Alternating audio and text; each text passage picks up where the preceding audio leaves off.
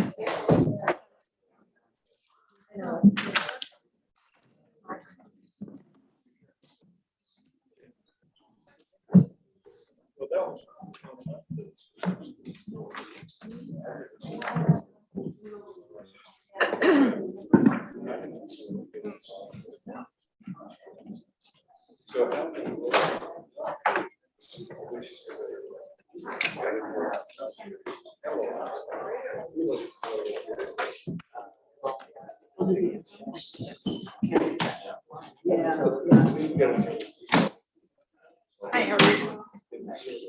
Karen.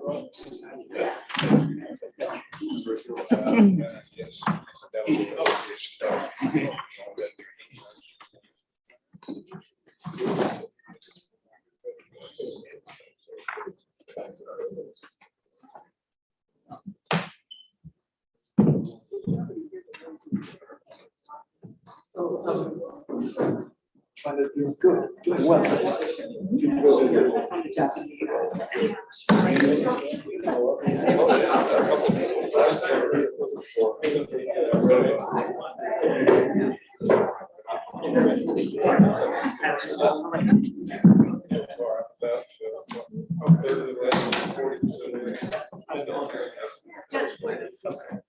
Hi, Jen. Hi, Jan. Kelly Simforski. Hi, Jen. I've heard you before, so I see you. Kelly, thank you. You too.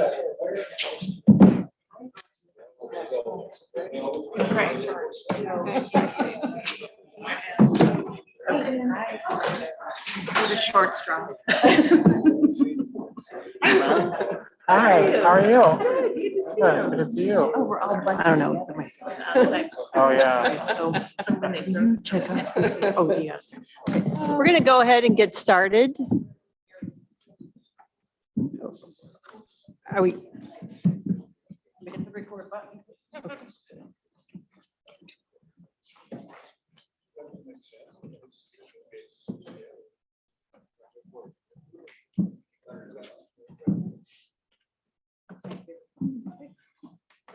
All right, we're recording now. Thank you. And thanks everyone for coming.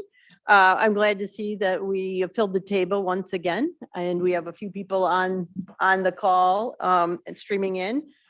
So hopefully we'll have lots of discussion today. I hope to go through our presentation of a few things, and then most of the meeting should be the group of you having a conversation about where we go from here and how we refine some of the things that we have to present. So first, let me see how this works. All right. So everyone should have a paper agenda, an updated agenda in front of them at their seat. So maybe we should start out by going around the room one more time, again, like we did the last time, just so everyone can introduce themselves again. So that over time, we know your name by your face. It's always helpful. So Al, we'll start with you. My name is Al Cowger. I live on Dorchester Road. I've been a resident for about 12 years now. Sharon Bodker. I live on Chagrin River Road, and I've been a resident for 25 years. Hi, I'm Rick Marabito. I live on Sherman, and I've been in Gates Mills for 32 years. Hi, I'm Shane Bigelow. I've been in Gates Mills for 8 years, live on Battles Road. Hi, I'm Erin Shank. I'm a Boomerang resident. Spent my high school years here and then moved back with my family 10 years ago and live on Chartley. Hi, I am Dana Haas. I live on Gates Mills Boulevard and have lived here for 9 years. Mitchell Bass, live on Chagrin River Road in the village for 4 years. Deej Lincoln, I live on Cedar Road, lived here my whole life. Hello, Karen Long Cassio, Epping Road, 5 years. Hi, I'm Linda Lako. I live on Chestnut Run and I've been here 35 years. Hello, I'm Sean O'Hagan. I live on Colvin Road and I've been here for 6 years. Hi, I'm Kelly Simborski and I live on Stoneham Road. And as of July 31st, it'll be 40 years. I'm Jen Pinto, live on River Oaks Trail, and I've been here for 5 years. I'm Nathaniel Smith. I live on Epping Road. I've been in Gates Mills off and on since 1968, and I'm on the board of the Gates Mills Land Conservancy.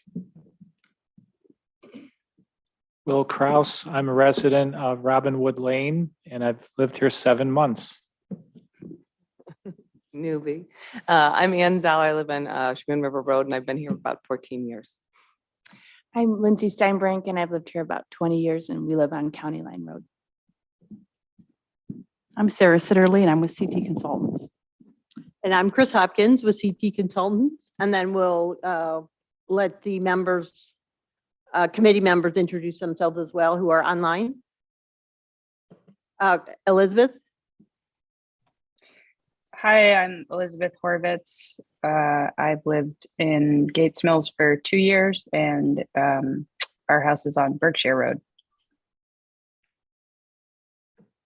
Leah or Lee. Hi, I'm Lee Gale. I live on Old Mill Road and I've lived here for going on 17 years.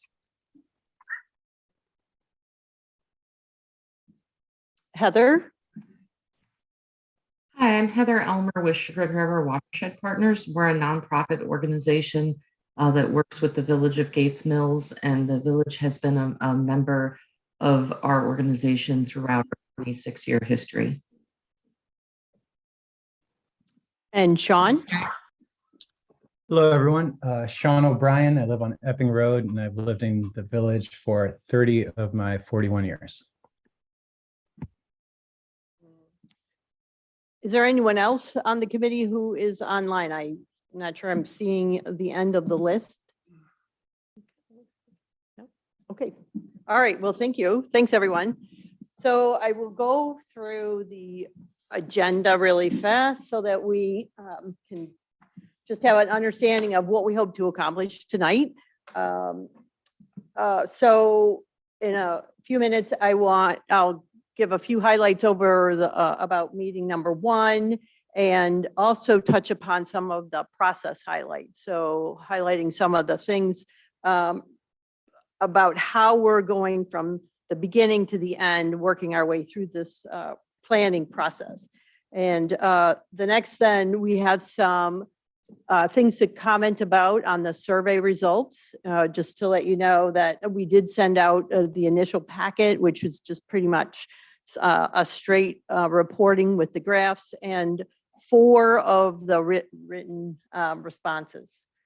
Then after that, we will move into the issue. So we presented some issues at the first meeting. What we're doing is going through a refinement process. So we'll show you how we've addressed the issues and then open it up for discussion so that we add to and refine it even further.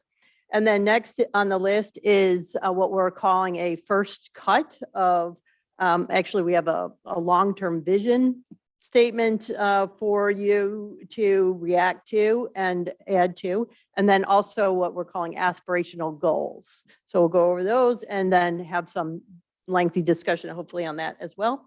And then we have some updates on the public forum that is scheduled for August, and want to go over some of the details on that. And then last, open it up for public questions. So with that, I'll dive right in. Okay, so meeting on highlights. So you may recall we did a lot of talking at meeting number 1. We had a lot of data that we had gathered, analyzed, crunched some numbers, did some graphs, had some apps, et cetera. And we weren't going to go through any of those, revisit any of that factual information unless there is a question regarding them.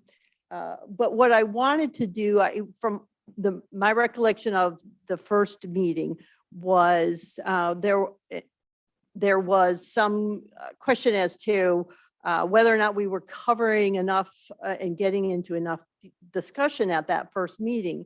And so what I wanted to reiterate today is that we are in what is called the discovery or the phase one, which is getting all of the issues out on the table.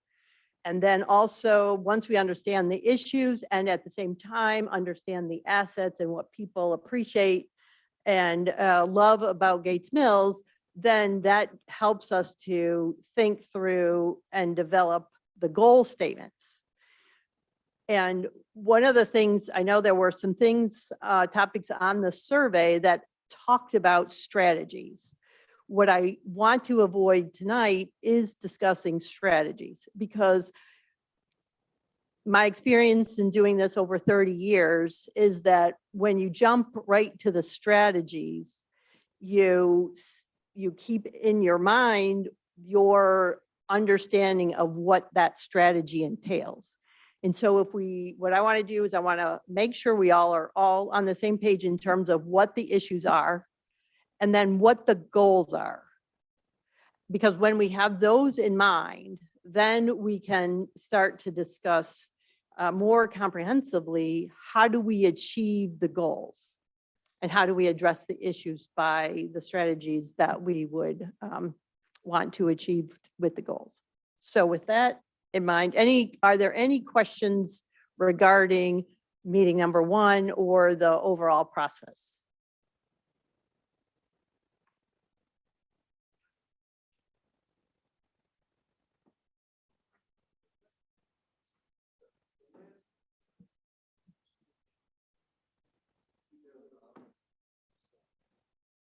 The last meeting I was at, which was 2 meetings ago, was a process whereby we all invite, and then in the middle of the meeting, the select 27 or whatever it was, descended into a space where the rest of us couldn't hear or see what was going on. And I see again at the end of this meeting, at the very end, there's going to be a section for public which will leave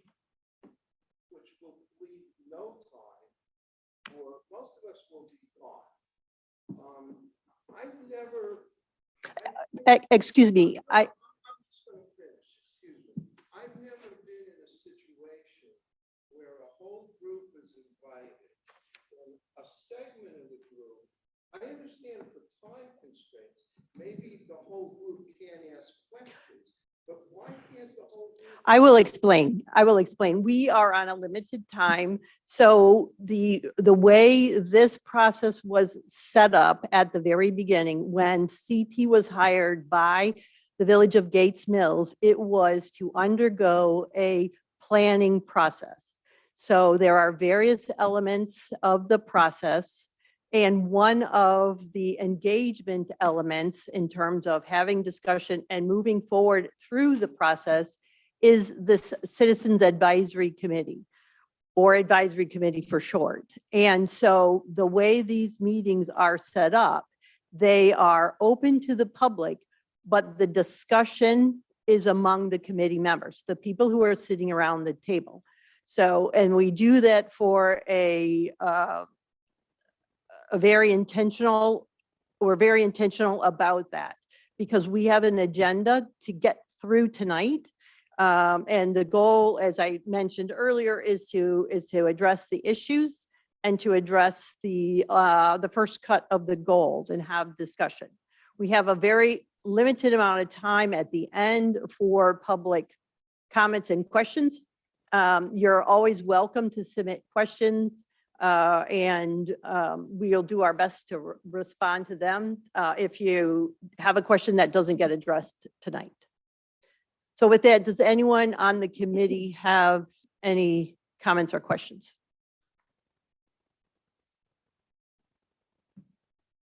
Okay. All right. Okay, so next we'll go through a few of the key results of the survey. Just a few comments on that is we gave you, as I said, we gave you the summary charts that are generated, just no analysis, just straight, here are the numbers for each of the categories. So everyone should have received that via email early last week. And it includes all of the data that's you can put in a chart. As an attachment or as an accompanying that were the written responses to 4 of the questions. And those 4 questions were, what do you value most about the village? What do you value least about the village? What are your aspirations for the future of the village? And then the 4th one is, what do you think is the village's biggest hurdle? Now, we sent that out. We're not going to go through these in detail. To be honest, we haven't digested all of it at this time yet. What we will do is I do want to talk about the survey, some of the participation statistics and some of the initial observations that we have seen and noticed. And so with that, we'll just get right into it. So on here, we received a total of 542 responses that we considered valid and were part of the analysis. We had another 57 or so that were not included, are not included for a variety of reasons. One of them being that SurveyMonkey allowed people to log in more than once. And if you did not finish your survey, if you didn't make it all the way to the end and hit done, then it shows up as incomplete. And so we noticed that there were a number of people who had gone on and done the survey more than once, 2 or 3 or 4 times actually. And in most cases, those earlier entries were tagged by SurveyMonkey as incomplete. And then at some point, the person made it all the way through, hit done, and then it showed up as complete. So we only counted that completed survey for that particular response code. We also had some people who used a code that was not on our list. We matched the codes. So anybody who had entered a code that was clearly one that was made up, we had a system in place. And we did make a way for people, if you had more than 2 adults in your household, you had the opportunity to contact us, contact somebody at the village and ask for an an additional code so that we could keep track of, have a better handle on who is responding. So we had 3 different addresses, people from 3 different addresses who had more than 2 adults. So those were easy to include and validate, but we had some people who were just way off on the code. And so we know they were tagged as invalid. And so we ended up, as I said, with 542. Those are adult residents. It's hard to quantify for sure the specific number of adult residents in the village at this time. We are using the 2020 census data that has been used for the redistricting, and that the number of adults is 1,820. So the 30%, the 542 represents 30% of those 1,820 residents. And then the total households, we had, we sent out, we had a total of 964 residents, occupied residents on the village's address list that came from the post office. And we had 418 unique residents responses, 418 different households. So that's how we came up with those numbers. And if anyone is interested in the validity of those numbers, when you use the, do the analysis to determine how well we can, what sort of stock we can put in those numbers, it's a 99% confidence level with a margin of error of 4.7. So, which is something that when we are looking at the results, because we're not asking things that are easily quantifiable, we're not, it's not like taking a vote on something specific. We're looking at things and the results more on an order of magnitude scale. So where is there a lot of agreements?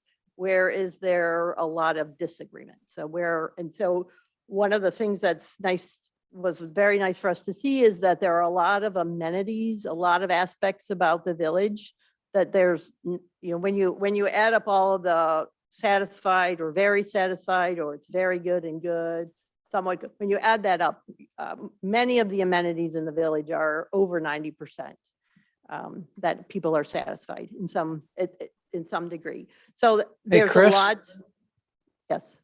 Chris, could you comment on the number of households where only one adult responded, where you understand there might have been two adults? And what we've picked up anecdotally is that, at least when asked, I heard a few comments that, well, you know, the spouse would have answered pretty much the same. So whether you can count it exactly the same, it does appear that we had a few, more than a few households where one of the two adults responded. Just wondered if you could comment on that.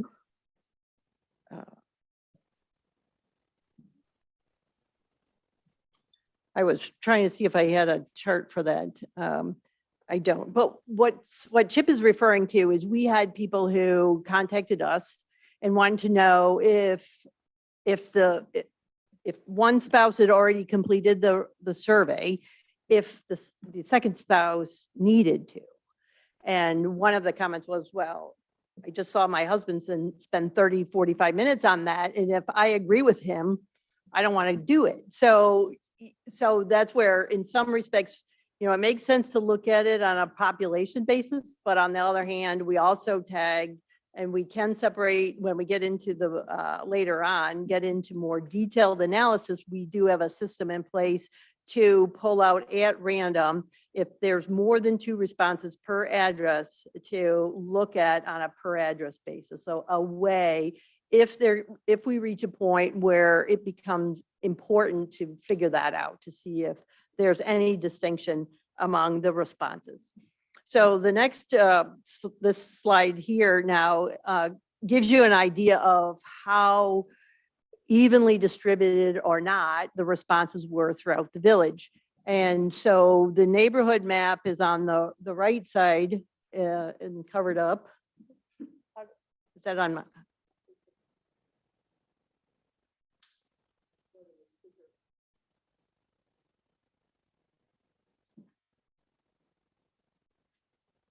See, that doesn't show up on my screen, so Jean is doing that. Okay, thank you. Okay, so you can see it's color coded, and the neighborhoods, as you can see from the bottom slide, the chart on the bottom, they're not evenly distributed from a population standpoint, and that was because we were looking at a variety of things when we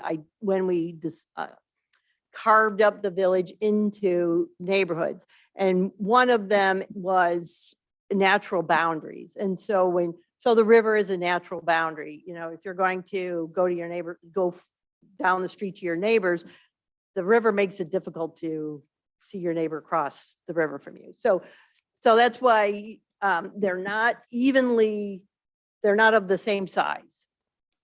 But you can see also from the top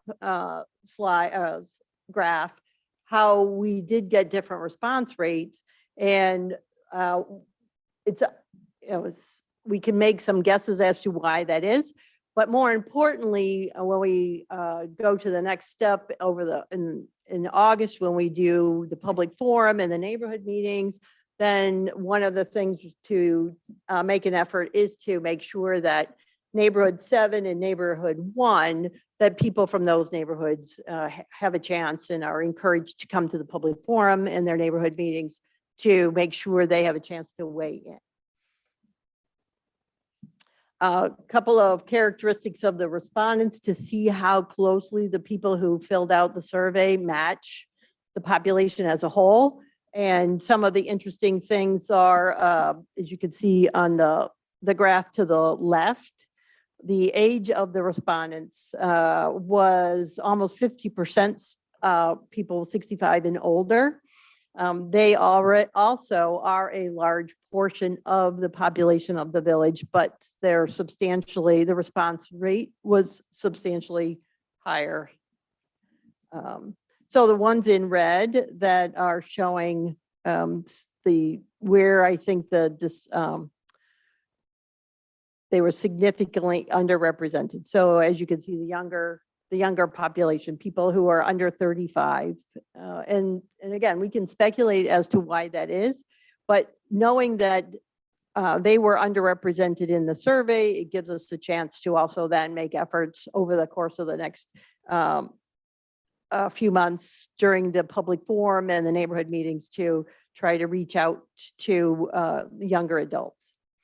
Persons per household, though, much closer, as you can see, the representation with who responded versus who actually, what the size of households throughout the village. In terms of people, the years people have lived in Gates Mills, so the red numbers are those that are over or underrepresented by almost 8 percentage points or more. And so you can see again that people who have lived here a long time, which is understandable, very vested in the future of the village. So they had a higher response rate. And likewise, people who just moved here, who is understandable, also have a very much vested interest in the future of the village because they just recently invested. What is interesting though is the big disparity for those people who have lived here between 11 and 20 years. So, are there any questions about the characteristics of the people who responded? Nope. Okay.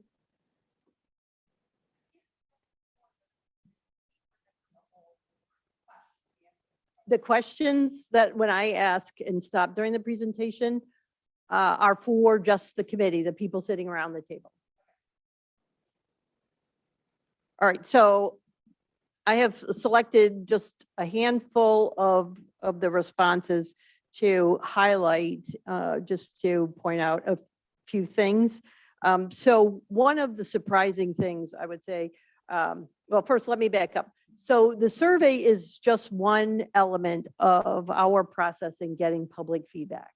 So you may recall we talked to each one of you on the advisory committee early on in the process. We also talked to any interested city council or village council members. And we also talked to about 12 or 15 other residents who have been involved in the village over the previous years. And then we also have the Outside Perspectives Committee that at meeting number 1, we had Chuck Spears make a presentation about the work that they had done, talking with a variety of realtors. And then now we have the survey. And so one of the interesting things for us is the number of people who commented on the village center, the importance of the village center, and wanting to see additional activities or additional amenities, things like that in the village center. And with the understanding that maintaining the character and the smallness, I guess you could say, of the village center. So enhancing it without ruining it is how I would say. So as you can see, the percentages that are up there. So over 80% adding a coffee shop. So when we were doing the interviews, I thought that was very interesting when we were hearing people say that and repeating that. So that bears itself out in the village center responses. And then you can see on the right, some additional activities, types of things like more cultural events, which the village already holds an outstanding number of events. And so to see that people were interested in seeing more things like that happen. And then the walkability and the bikeability was also something that we had heard some differences of opinion early on, but to see that in the survey from the community members. And I will say, we haven't done any analysis on a neighborhood by neighborhood basis, but that is also a possibility. So if it were something that the advisory committee were interested in seeing or hearing about, like who supports these activities? Is it people who live close to village center or people who live farther away? So those are the kinds of things that as we move forward, we can do those sorts of additional deeper dives into the analysis. Chris, could I make a comment on that as well over here? Oh, yes, there you are. If we determine that we're interested in attracting new people to Gates Mills, I think by definition, they will be younger than some of us. It might be helpful to see the age, responses by age group. Just, I don't want to make any assumptions, but I think that would be helpful. Right, right.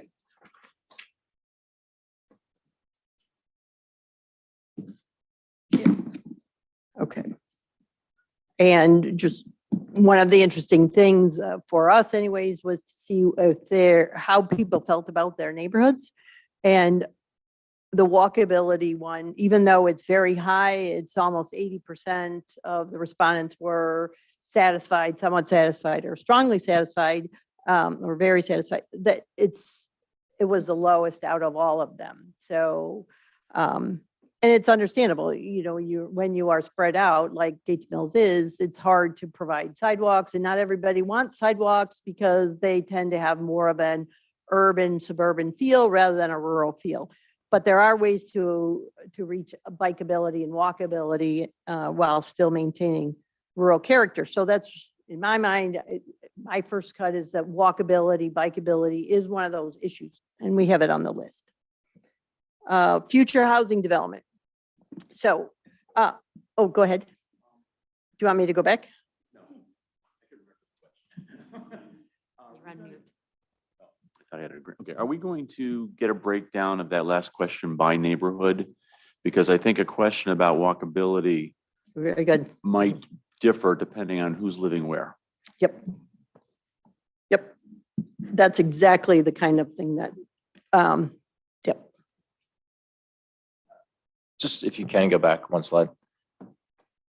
I'm just trying to make sure I follow your math. So it looks like about 20% of the people were not satisfied with walkability. So the implication is that that's an issue, even though 80% of the people are satisfied. When you look at the satisfaction of neighborhood amenities, that's the lowest one. Right. But and then when you couple it with the village center and the walkability, so I think what you're saying is 20% of the people are not happy. Right. So why is that an issue? Yeah, I mean, more saying that 80% of the people are indicating they are happy. Right. Right. And so, I mean, that's a good question.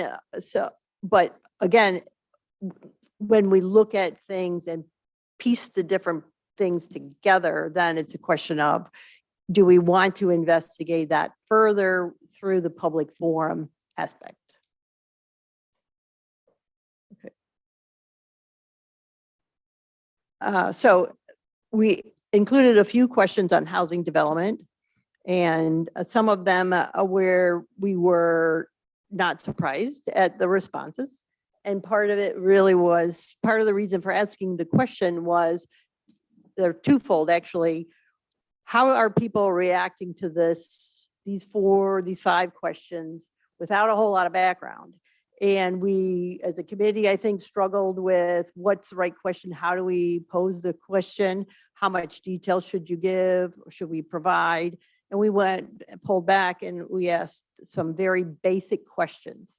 As you can see, apartments, 77% of the people disagree, whereas only 23% were agree or unsure. So the other way to look at this, though, is when you look at the top question was, do you agree or disagree, or are you unsure whether about additional minimum lot size options should be considered? And here is we have a 50-50 split pretty much in terms of those who disagree versus those who at least are willing to consider it. And in reading through some of the responses, it's very clear that that when you talk about these different types of strategies and ways of addressing housing options within the village, we're not all on the same page in terms of terminology or understanding even what cluster homes mean. And so in some respect, it's not a surprise to me, but we all have to get on the same page from a terminology standpoint.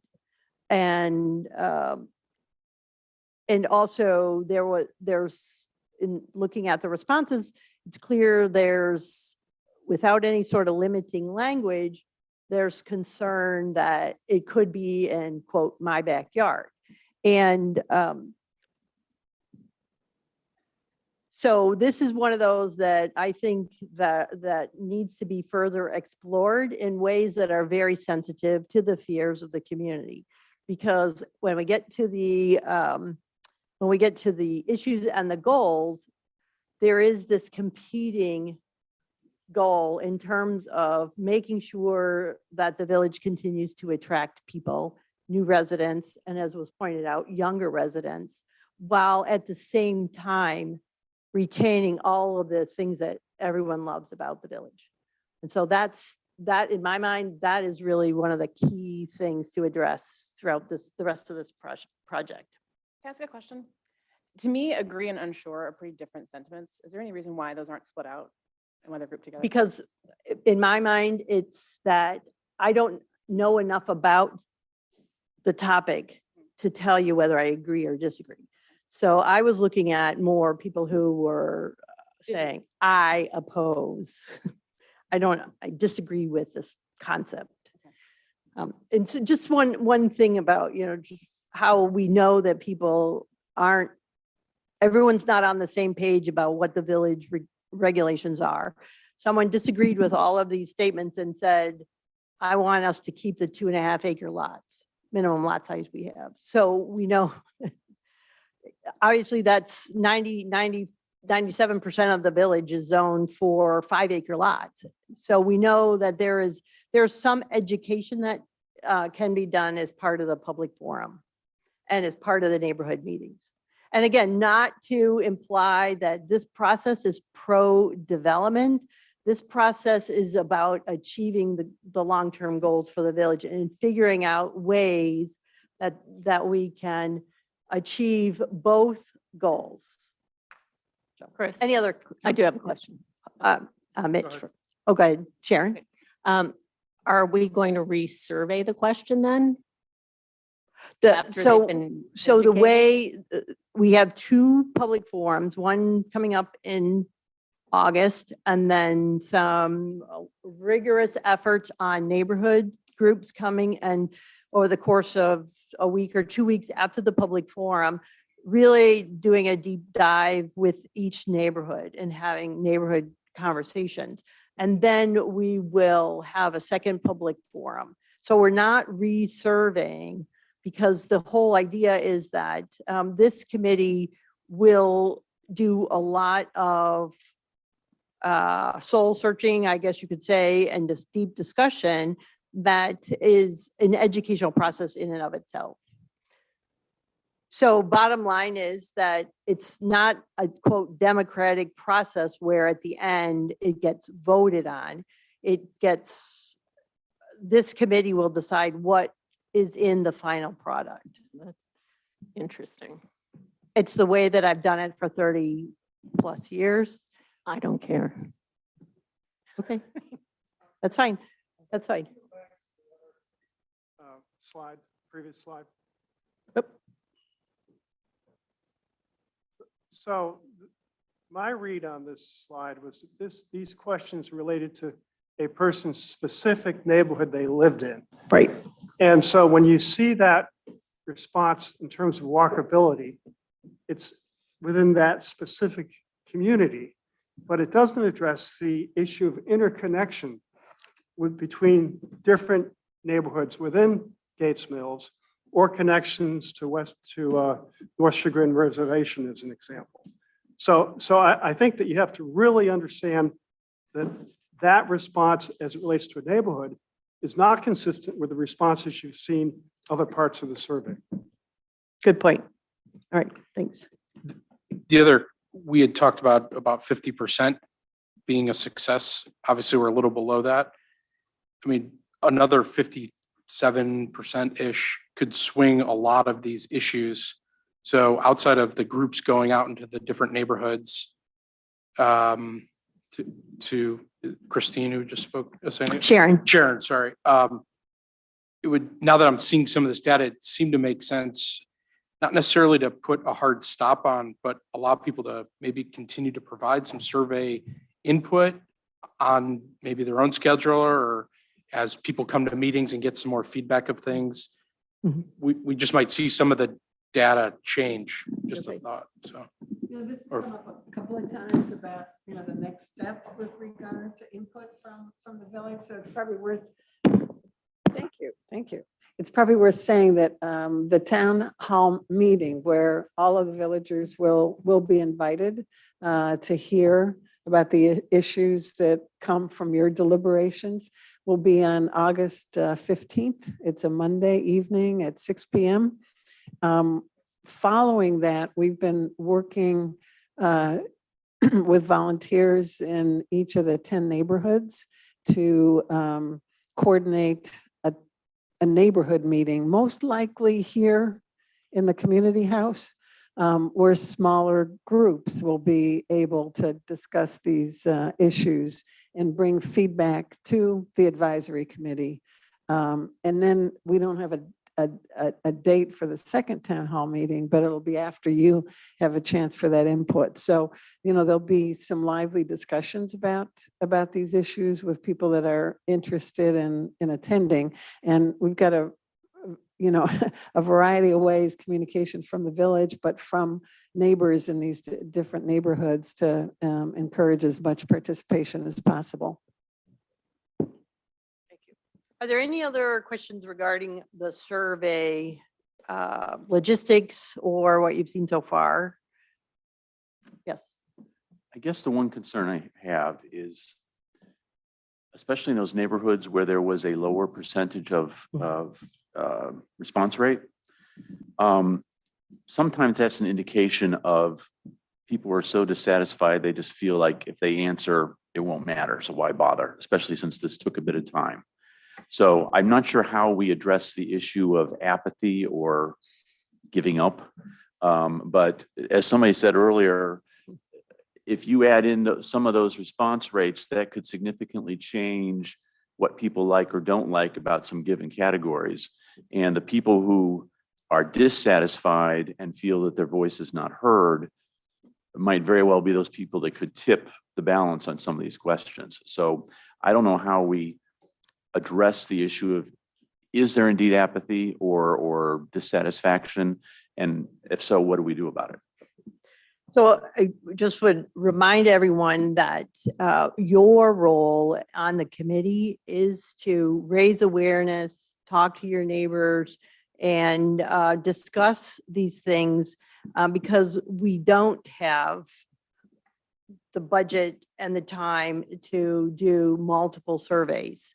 So so your role again is to talk to as many people as you can, encourage people to come to the public forum and the neighborhood meetings and that. And, your point is well taken that if people are either far enough removed, because one of the things we have seen in the survey results is how people value their privacy and they like being left alone. And so if I have my own sanctuary, then that may be an opinion that somebody has, they can do whatever they want. I'm fine where I am, sort of thing. So we don't know why people chose not to take the survey or participate. Yes, it was, if you could have taken 15, 20 minutes to complete the survey, or if you had a lot to say, it could take you, I think I saw some people, actually somebody had it open for 24 hours. But, so it's very hard to know when you've gotten when you've got a good diversity of opinion. That's why, we rely to some extent on the statistical validity based on what surveyors use. So, but again, I don't want to downplay all of the results that we've got, we received, but I also want to say that we've got other opportunities. And again, I think people smirked when I said your role is to go out and talk to people. It truly is your role, because you each represent a certain segment of the community, based on where you live, based on your age, your group of friends, etc. And so I like to say, you're like a megaphone, whatever you hear here, go ahead and, we encourage you to talk to people about it and come back at the next meeting with comments about, well, here are some things that I heard from people that I talked to in my neighborhood. So, definitely that's your. If every single person who attends these small meetings said they were opposed to a coffee shop, then you would make an announcement. You would amend the presentation. I would. It's going to happen, but I'm just saying, like, if something came up through these forums that was in stark contrast to this, we would. Well, and that's true. That's another good point that should be made, is that whatever we're showing and reviewing today, this is the beginning of like the list of issues and the first cut of the vision statement and the different goals.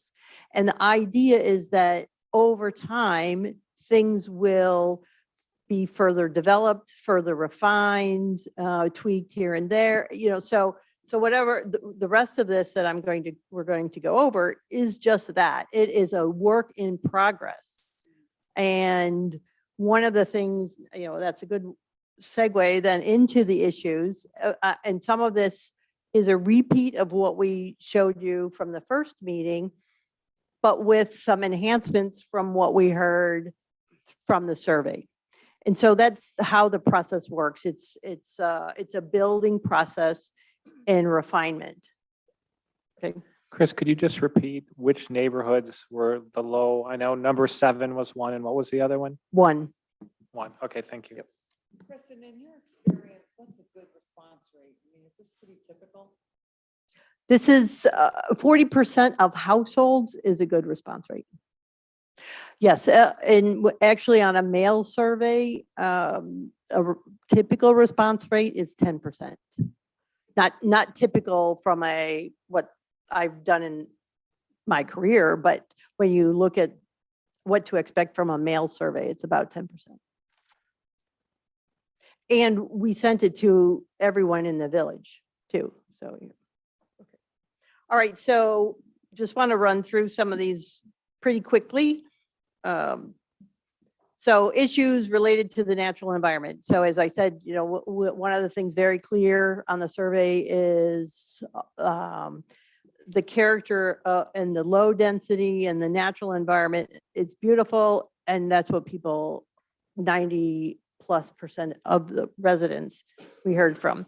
But related to the natural environment, there are environmental concerns. So we heard this through the interviews as well, that perhaps more enforcement should be done when it comes to erosion control, stormwater management, things like that, that there still are incidences of flooding.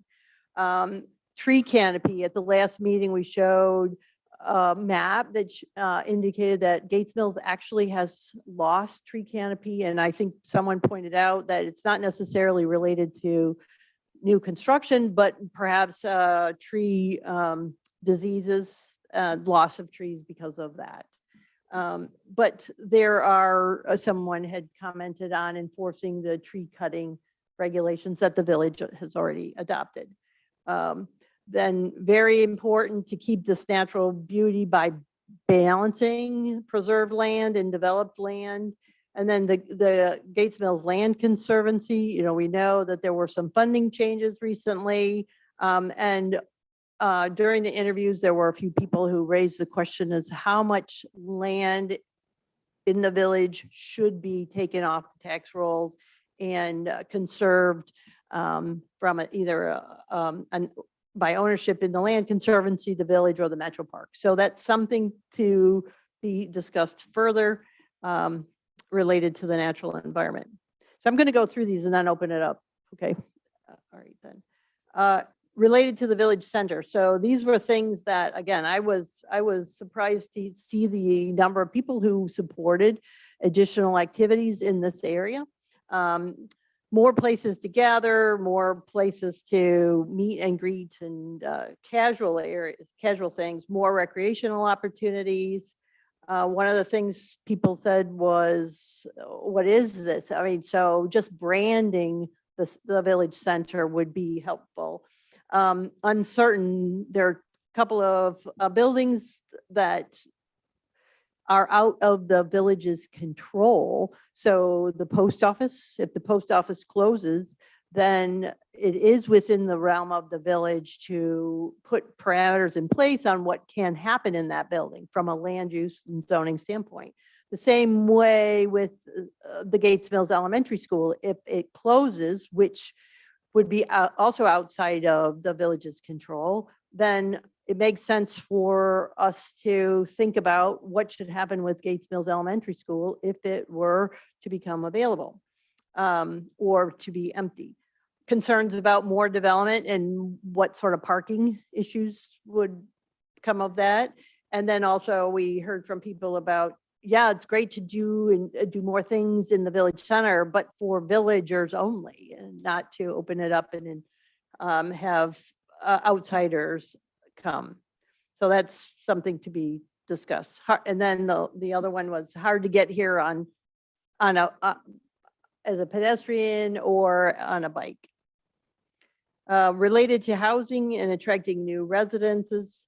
So there were some comments about housing values and whether or not they were maintaining their value compared to neighboring communities, housing maintenance and updating. And so people who've lived in their house for, this was the house I grew up in when my dad built it in 1975, and I think the carpet got ripped up about 5 years ago.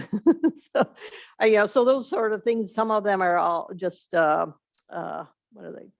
Decorative, but also issues related to the property maintenance code and code enforcement, and then ways to encourage people to actually update and keep their house in good shape. Housing options. So this was one of the things I wanted to mention. This was the one question we did do an analysis and separate over 65 and older and under 65. And there was more willingness and desire to see more housing options for people who are 65 and older. Longtime residents who have lived here, as we saw, a high proportion of the people over 30 years. And so when you're forced to downsize, and we heard this through the interviews too, what options are there? Aging in place, And then what sort of services and activities are available for people as they age. Chris, don't we have one of the oldest populations in Cuyahoga County? I don't know if you're the oldest or the second oldest. Yes, Okay. median age is 55. People are successfully aging in place in Gates Mills. The numbers prove it. Okay. And then attracting younger families. So yes, the aging, we don't all live to be 100. So anyways, there needs to be some turnover in the housing stock or the ownership. But at the same time, making sure that as newcomers move into the village, that these traditions and the values that are fundamental to and core to the village, that those are protected and remain the same. Next is issues related to roads and traffic. So we did hear issues related to speed and noise on Chagrin River Road and other traffic issues, Mayfield Chagrin intersection, road maintenance and safety. Then services and utilities. And again, this is some of it back we heard from the interviews, as you can see. Depending on where you live, there's some increase in crime, electrical powered down lines, things like that. Issues related to the septic systems. In some locations, broadband service or cell service is not good. And then someone had a suggestion about periodic trash collection, communication and engagement. So there are a number of things related with staying in touch, helping people know what's going on in the village, engaging one another, but also holding events and finding ways to encourage people to interact with one another. Local governance. So there are a variety of things related to communication, again, being responsive, being administering the codes and regulations in a consistent way, and other things related to the value of your taxes versus the services provided.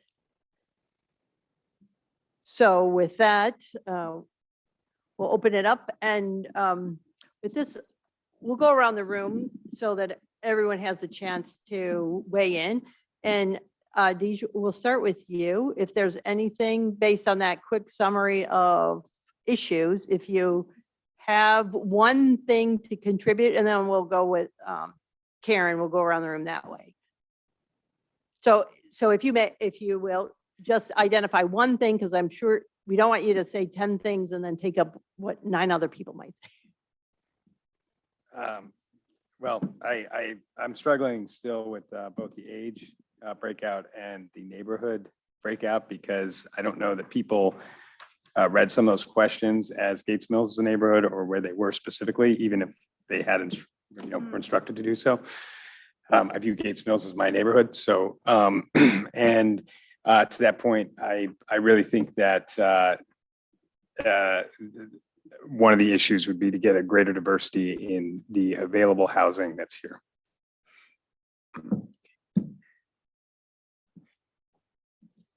All right. Okay, Karen? I'd really like us to dig deep into the school stuff. Schools.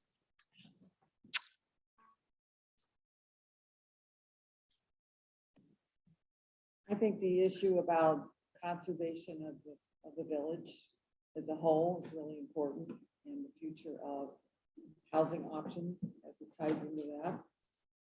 Okay. When you say conservation of the village, could you explain that a little bit? Are you talking about the conservation of the natural environment or? Natural environment. Okay.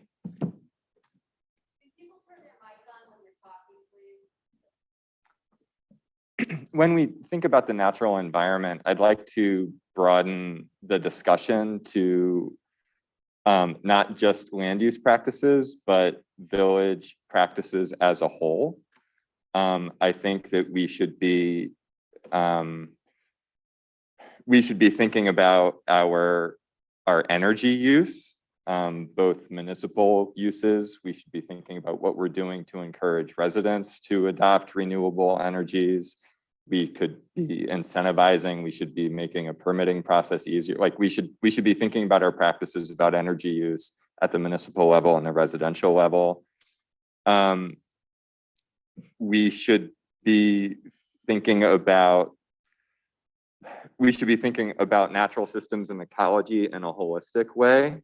You know, the floodplain map is really interesting to look at, right? We've got a large floodplain. We've got significant portions of the village center that are in the floodplain. We've got a number of residences that are in the floodplain. We've got a lot of land upslope from that. And the more we develop it, if we don't do that in a sensitive way, as climate change continues to occur, as floodplains continue to expand, development that isn't sensitive to those dynamics uphill in either direction will contribute to that being worse. We should think about water efficiency, reducing consumption, again, at the municipal level, but at the residential level. Excuse me, John, is this still just one? This is all under, so I'm worried that the natural environment category is unnecessarily narrow. Mhm. And I want to see us think about our relation to the environment in a much more broad and focused and targeted way. Okay, all right. So if you could jot those down. Okay, all right, thanks. Kelly? I have a great interest in the village center. I think that a lot of the comments that were made, I think can be, it seems to be a large topic on the members, our residents' minds. And so being able to keep and preserve what we have, and obviously in a number of the comments that were written, there is the natural beauty, and yet there still seems to be some great interest in a more active village center. And I think that it's something we should address. Okay, thanks. Yeah, I agree with what Kelly said. And in terms of, if the question was, is there anything else we'd want to add to this list? I think that's pretty comprehensive. And those were some of the themes that at least I teased out from reading through the comments. Okay.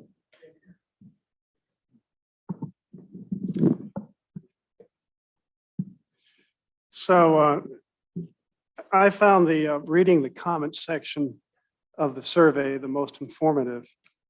And one of the things that comes out very loud and clear is that taxes are a big issue.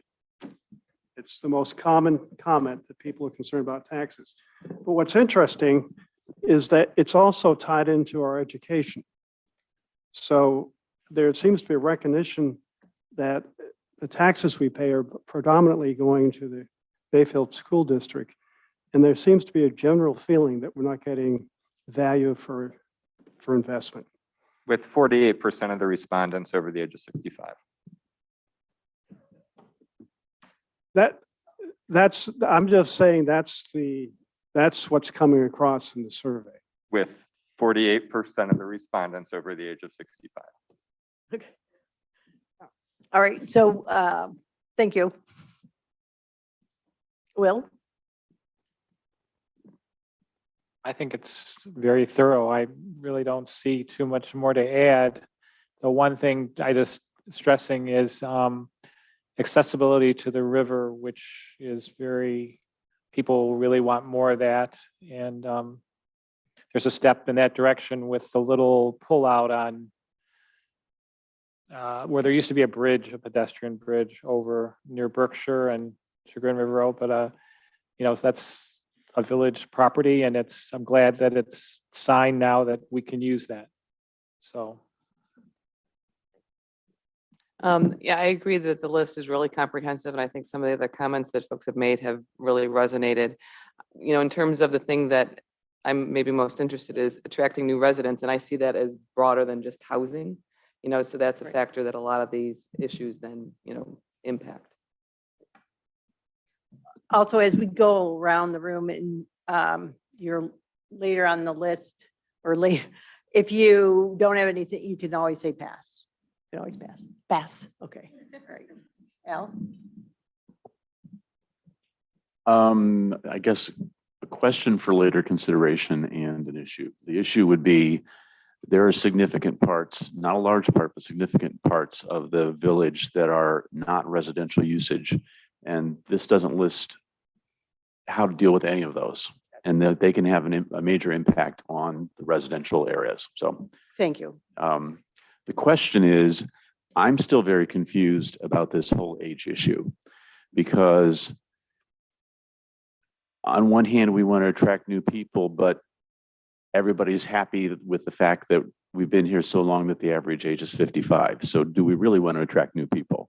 And then the other end is when we say everybody's aging in place just fine, this plan is supposed to cover for 10 more years.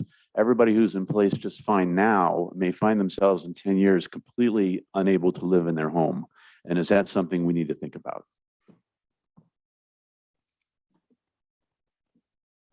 Sharon? Towards that end, I'd like to talk about wraparound senior services to help people age in place. I think that's something we need to look at. And I saw on the survey that there were a lot of people that were satisfied with those senior services. I don't know what they are. I mean, I really don't. And I'm not saying there aren't any, but they're just, if there are some, they aren't well known.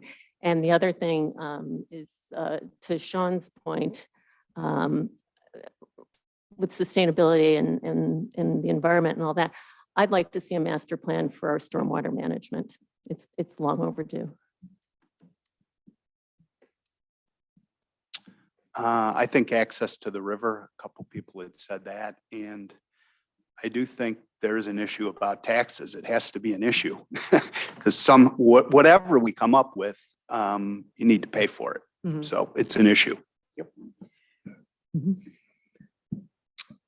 I think one of the ways to dig into the tax issue, which is the number one thing that I hear from other residents, is how do we ultimately afford where things will go given our tax base? So said another way, how do we increase our tax base to afford what we want in the village?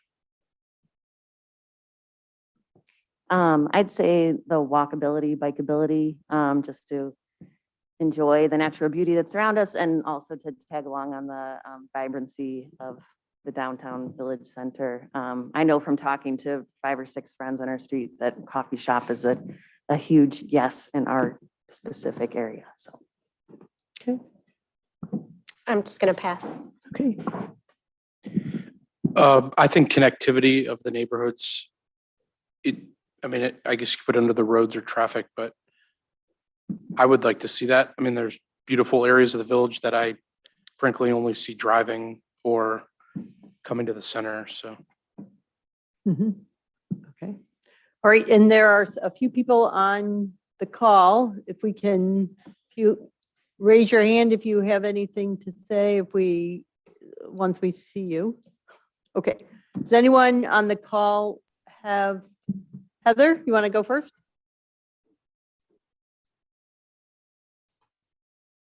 Sure. Yeah, I think this is a comprehensive list of issues, and the interest in accessibility to the river and recreational opportunities also really jumped out at me, and as well as the natural environment theme. I think we're not focusing on strategies here today, but I think there's a lot of strategies for both preserving nature and developing in a sensitive way that could, help to support that interest in the natural environment. Thank you. Elizabeth? I don't think I really have anything to add that hasn't already been said. I'm so relatively new to the village, especially during the past 2 years, which have been bizarre. I just know that what drew us to the village was its historic nature and its quaintness, and how little it has seemingly changed since my husband was a kid. And so it seems like a big issue is going to be figuring out how to keep Gates Mills quaint and attractive at the same time. Right. Okay, thanks. Sean? I think the list and everyone's comments are fairly exhaustive, so I don't have much new to add. Thank you. Okay. And Lee? I always struggled with this actually since the time we moved in. I really struggle with the fact that our taxes support or like bridge a gap for the Mayfield community, whereas my kids have actually utilized Gates Mills Elementary, but I've found a lot of interesting roadblocks along the way while utilizing that school. And I don't know if there's a way for us to sort of gain our independence from that per se, where we have our own district or we have something that supports the community. Because if you're truly trying to attract, which I don't know if you truly are or not, a younger community, I think schools is kind of a roadblock in a way. You have to choose a private school or you need to choose Gates Mills Elementary or the Mayfield district. And the Mayfield district, if I'm going to be honest, really doesn't really do it for me. I mean, we've been in it and we're also in some other things. And I feel as though now that I have other things to compare it to, Gates Mills Elementary is wonderful. But if you go on to the greater Mayfield community, it doesn't really give you what you're paying for in taxes. Okay. All right. Yes. We have a spot for you. So you have something to say, huh? You want to come to the table and okay, go right ahead. What Nat said, I think Rick said, is that Yes. I think we have to consider what we're willing to pay for, because everything that we talk about here, there's a cost. There's either a cost in some things that are changing the way things have been done, or there's a cost to do it. If we're going to preserve the nature of the village and preserve some of the remaining large properties or things, there's a cost, and that cost can be substantial. And so with everything that we talk about, we need to weigh the cost. That's something we need to consider. Great, thank you. Is there anything anyone else wanted to add before we move on? Any thought that came to you that hasn't been said yet? Nope. All right, okay, great. Well, thank you. So what we want to switch to now are thinking about an overarching vision and long-term goals. So as I said, we have put some words down on paper and we're calling it a first cut because it's really not intended to be comprehensive in the sense that you'll all say, yay, yeah, that looks great. The goal is to spark your thoughts. So there are some, like I said, words put down, and you should have a worksheet with you as well. So if you don't have one, so it's called the Vision and Goals Worksheet. And what I wanted to start out with was first just acknowledging that the village hired a consultant back in the late 1990s. And it was the front of this report says it was part one of the growth management plan that was part of a comprehensive plan. I haven't seen part two, so I don't know if it was actually finished, but the growth management plan includes these three goals. And it includes a range of policies under each one of those goals.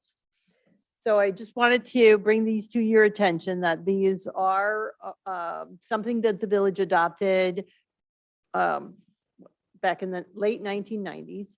And so these themes have remained the same to some extent. Managing the growth, managing the location and aspects of the growth to preserve the character of Gates Mills. The second one is preserving the natural resources and environmental features. And then the third one is maintaining the rural public services. So with that, and again, recognizing this as a building process, we have taken a step because with what we're calling an overarching vision, because it seems like this statement, we had it as a goal, but then it just seemed to be so broad and overarching that everything that we put down as other goals really were all ways to achieve this vision. So continue to be a highly desirable community that retains the attributes that have contributed to the village's success.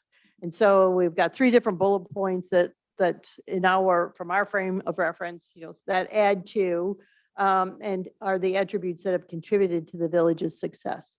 So we want to put that out there for you to think on. I want to go through, then we have 5 goals, and we're calling them first cut goals because, like I said, the idea is for you to discuss them, tweak them, refine them, say nope to something if there's something on there that you think we're way off base. So this is where you can't hurt our feelings when you tell us we did a bad job. Hopefully we got some of them where you can say, yeah, that's right. But the whole idea is to spark the conversation and the thoughts. So with that, let me just go quickly through these 5 goals that are pretty much expanding upon what come out of the growth management plan. So the first one is preserving, retaining the character of Gates Mills, however you describe that. And I think part of this goal would be to describe what that character is. We've got a lot of things that people have commented on that can go underneath this goal.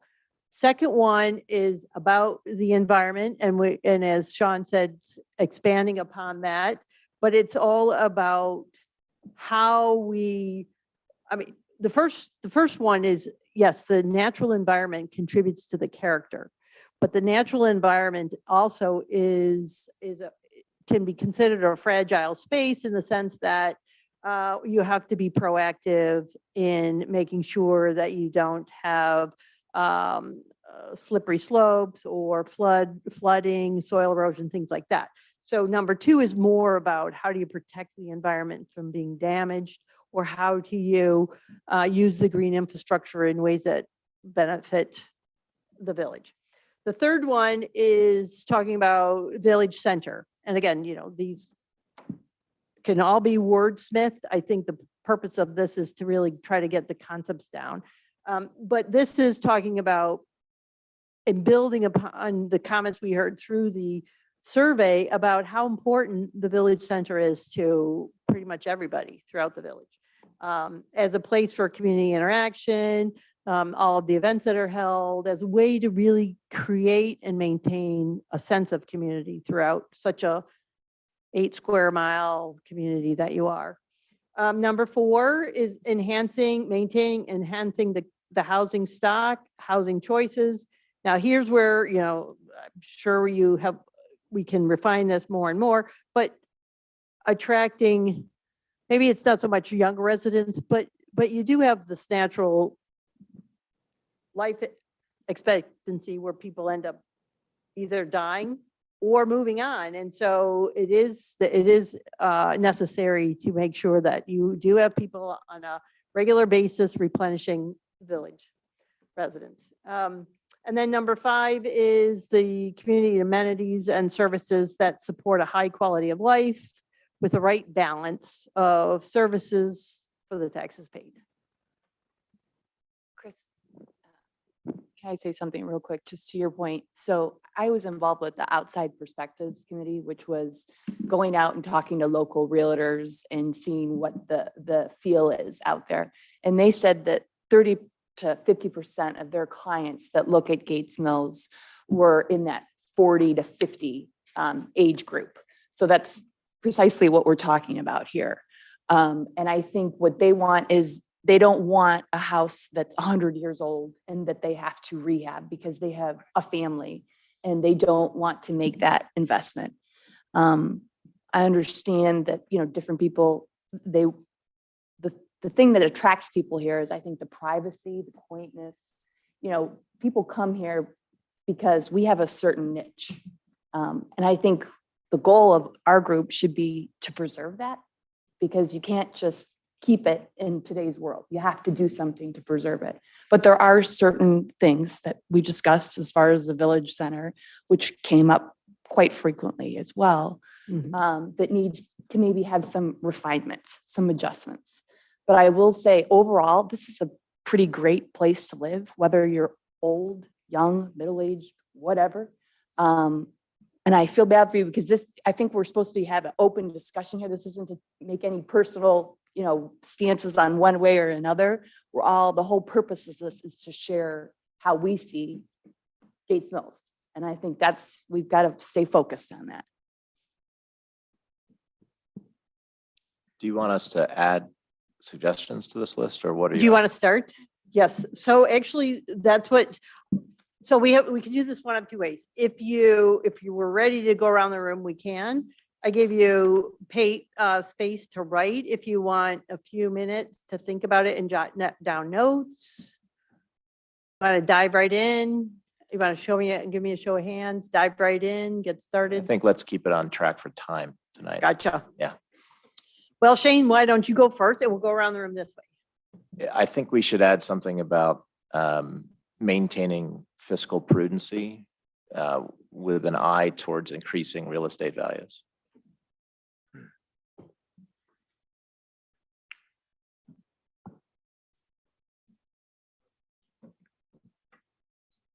Okay.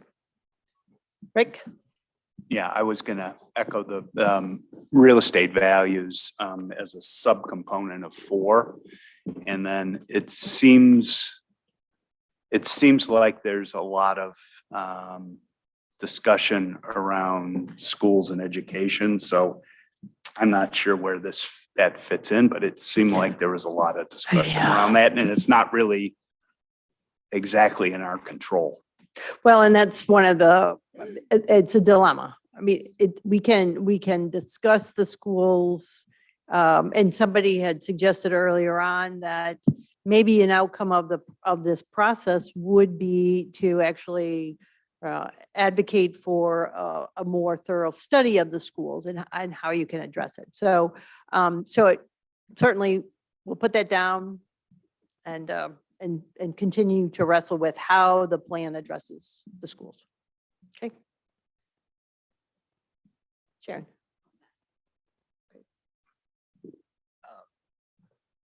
I think those are in the right order. I think they're in the right order. But number 4, and I think this goes to Lindsay's point.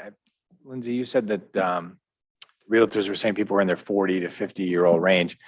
I think a lot of the stratification we get in our focus on age is really it's a focus on finances of who can afford to live here. Right. And so I'm not really sure that the age thing is as important a component with the Ohio estate tax being gone and the village no longer reaping a windfall from the residents that live here and passed here. I think really number 4 is a little bit, attracting younger people. If they can afford it, they're here. I know got some young families, the Horwitz families moved in, they can afford it. Anyways, but I think that's in the right order. Okay. Al? I'm not sure how the screen goes with this handout. The only thing I want to point out is I think when we talk about the village and the housing stock, we have 2 different housing stocks. We have the village that has the old traditional property that can go back 200 years.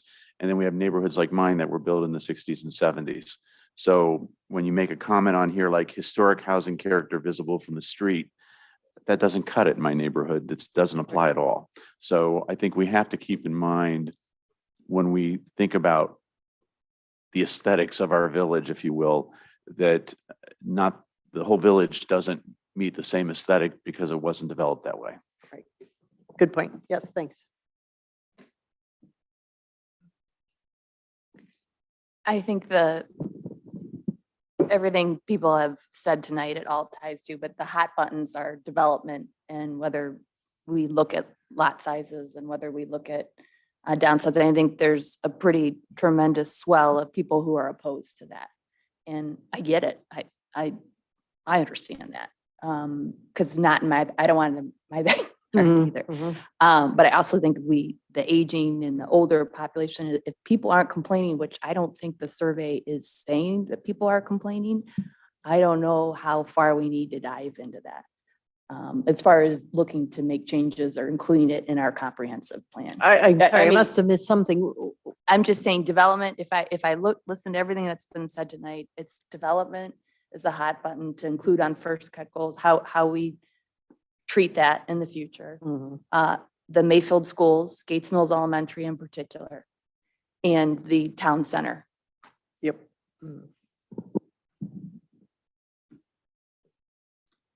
Yeah, I think these basic 5 buckets are pretty good. They can all be added to in terms of the kinds of things we need to look at. I would specifically to the notion of kind of updating the housing stock. I would incent kind of investment and redevelopment of your own house and streamline the approval and permitting process. So what else can the village do to incent that? Please repeat that. I'm not able to hear you.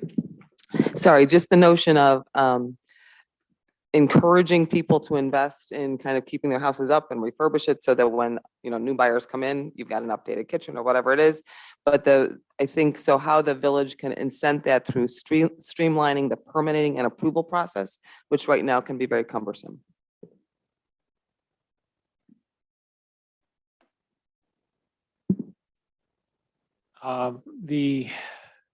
This would link with number 5, and it links to the issue of development or not development. Just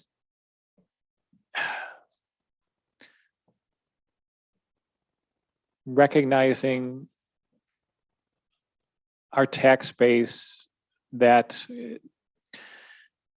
okay, more and more land is going into conservation, but then it's not on the tax roll.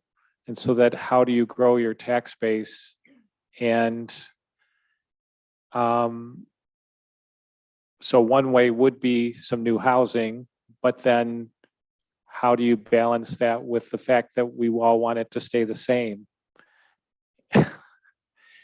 And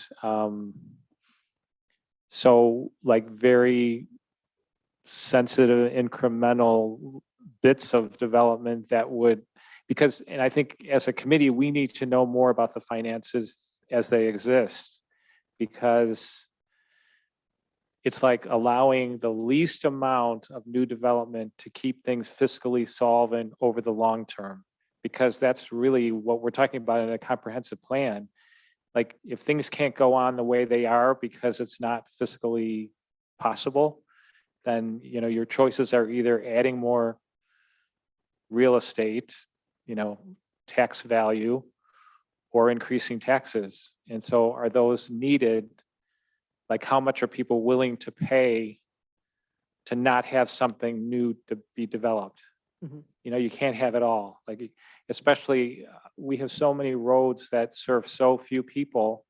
That's very, very, very expensive. And is that sustainable in the long run? Okay. Thank you. Just 2 observations. One is that on number 4, I would almost change the sequence of that to focus on attracting young residents rather than maintaining and enhancing the housing stock, because I think attracting young residents is much broader issue than just the housing stock.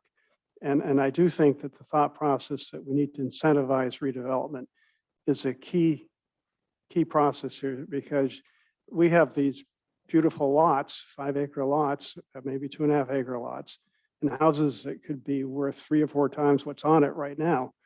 And we should be looking to redevelop as much as we look for new development. And then the other thing I'm going to go back to is this question of education and taxes. And in my mind, it isn't a question of either or. The question is, are we getting value for our educational taxes? It's 2/3 or high % of our tax base. And do Gates Mills think that they have enough options? Do they think that the return on investment is as high as it should be? And so I think we'd be remiss not to at least have education as part of this discussion. We may not get it resolved, but I think it shouldn't be left out. Nat, is that percentage? agree with for- that. For education consistent with other communities? Sorry, what's the Is question? that percentage of tax base going to education consistent with other communities? No. I have no idea. No, it's far lower. Far and- lower. Orange pays like 22,000 a pupil, a student. Mayfield pays like 16 to 17 per year. All right. Shaker Heights pays a lot more. You know, we don't pay a lot of taxes as a community. And Scott, to your point about folks who can afford to live here, there's gobs of families living in Shaker Heights paying what folks live here to pay. And let me, I mean, let me respond to you for a second. You seem to think that I'm against our educational taxes. And that's not the point I'm making. Right? The point I'm making is that we're not necessarily thinking we're getting value for our taxes. Personally, I'd be happy to pay more taxes to support our education. Mm-hmm. So don't misconstrue what I'm saying. I think if this committee is going to talk about schools, like we've really got to think about what that discussion is. We're a comprehensive planning committee. And like, really, what are our choices? I with think the that's school the districts? question. We live in the United States of America. Schools are funded by property tax dollars. We're not going to not pay property taxes for schools. We're going to do it in the Mayfield School District. This community does not want to join the Geauga County Schools. That's ridiculous. Excuse me, but I'm And- sorry, we have to move on though, because that We is, should move on. We should move on from a school discussion. This is not,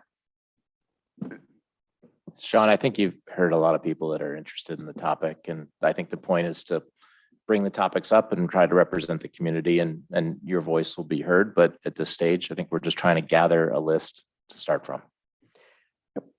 I would just acknowledge that I think that everyone agrees that it's a very difficult topic, and it's one, as somebody already said, the village has little control over. So I think that knowing that is the case, then we've got that in our notes. And so let's move on. The only thing to add or just question on specifically on number 5 is maybe the piece on infrastructure. I don't know if that would be included in number 5, but cell service, internet service, power outages.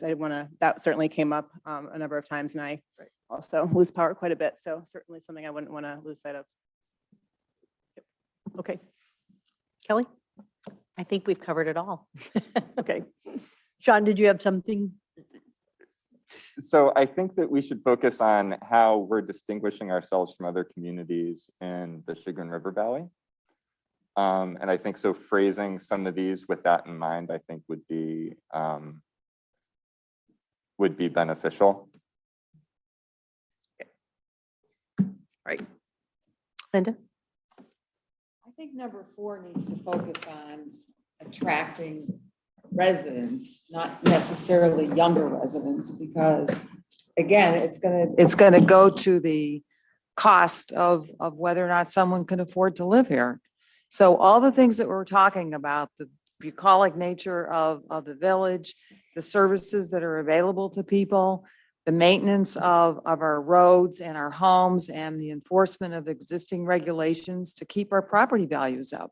You know, there really hasn't been a discussion about really understanding what the cost of development means.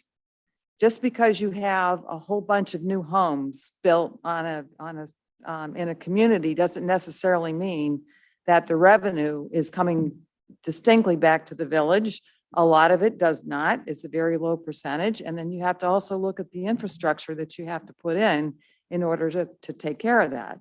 And if they built 12 homes up on Sherman Road right by the Morbidos, when you think about the runoff that came down down the hillside and what it would have cost in terms of being able to take care of those properties, whether a septic system needed to be put in or additional road maintenance. You know, you have to weigh that. And so there really hasn't been a discussion about the cost of development. Right. And it's important for people to understand, you know, what you want costs money. Right. And so you have to decide whether maintaining the property values and encouraging people to move here and enhancing what we have as a village. This is a great place to live, and a lot of people want to live here. So I think we need to focus a little bit more on the services. How do we increase the visibility of the community and enhance what we have, not necessarily detract from it. And to your comment about a better understanding of the cost of development, that is something that is on our to-do list in terms of gathering that. We have some of that information, but definitely having that so everyone's on the same page with that understanding makes sense. Karen? Just a fine point on number 5. I think everything we're talking about, it's maintain and enhance. Oh, yeah. For sure, those services. All right. Mitch? I think it's been well done. Okay, all right. Dana? Okay, we started with Shane. So let's go to our virtual friends, and we'll start with Lee, if you're still on. I can't see if everyone's still hanging out with us. I'm still on. Can you hear me? Okay, all right, go ahead. Is there anything you want to add? No, I think we're covering it all. I think, you know, it is a lovely place to live. I'm not trying to, when I brought up education, I just think I go back to, I can't remember the gentleman that was talking about your tax dollars and what you're getting for your tax dollars. I'm more than willing to pay more for my tax dollars to have the flexibility to be able to have more offered to us, whether it be more in the town center, education. I think all of us that live there want to contribute to the community. And I think that is, that's a key element to making these changes. However, I also feel there's a great deal of resistance with a lot of change. And I understand that we're all creatures of habit. But in the long run, I think we need to look at the long-term plan and see you're never going to please everybody. Not everyone's going to be happy. There's quite a bit of diversity amongst the different communities that lie within Gates Mills. So I'm really struggling to figure out how you're going to come up with an actual plan that is agreed upon. Yep. Okay, thanks. Sean? Yeah, I think this is good for a first cut. And I think this is a good discussion, and pleased to be a part of it and hope to be with you next time in person. Thanks. All right, great. Elizabeth? I don't have really much to add. I agree with the verbiage of, you know, including maintain in number 3 and adding enhance the number 4. I mean, it's clear that people like what we have and we just want to keep it. And the only thing I'd really add is that, I mean, if you take again, having only lived here for a couple of years and being an outsider I did not grow up here. But if you take the Gates Mills Garden Club, for example, their clubhouse, so to speak, their activities, their engagement is so rich, and they have such a huge impact on this community, whether you realize it or not. That's really wonderful. Would just be to gauge citizens and their desire to be more engaged in some way, and to kind of run with that. Because having grown up in a small rural town in New Hampshire, it's those small groups of people that can really add so much. And it doesn't seem like, I mean, there's a couple of groups, the Garden Club being the one that's most visible, that really have a big impact. And if there's a group of people who want to participate but aren't, figuring out how to engage them.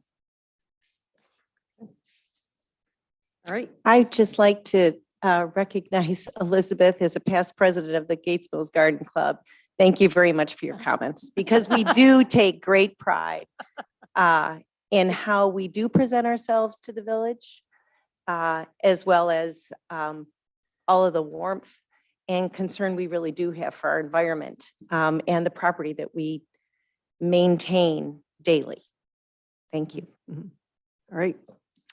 Is there anybody who has anything else to add that hasn't been said already? No? All right. Well, we will move on then. So the last item on our agenda is highlights on the public forum and the neighborhood meetings. And so this is something that we are still working through the details. But as Sandra said, the public forum is scheduled for